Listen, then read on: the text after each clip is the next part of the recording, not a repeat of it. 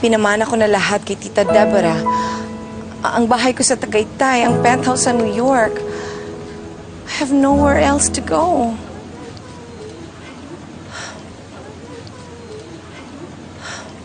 Sino bang pwede kong malapitan?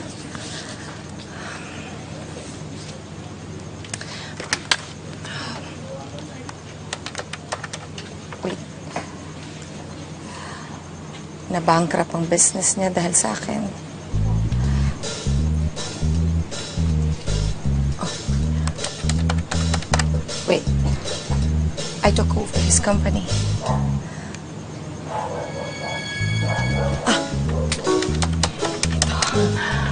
I helped put up his company, so okay to.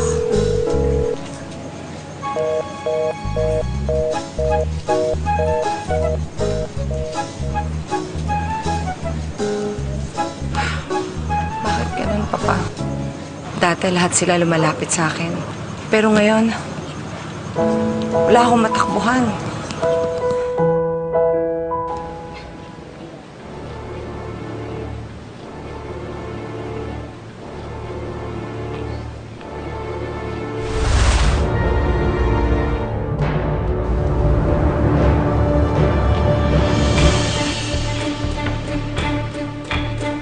Huli ka.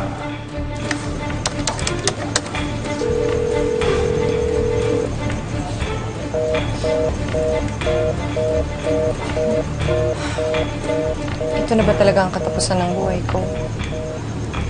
Mamamatay ako mag-isa. Wala akong kasama. Gaya ng kinakatakutan ko.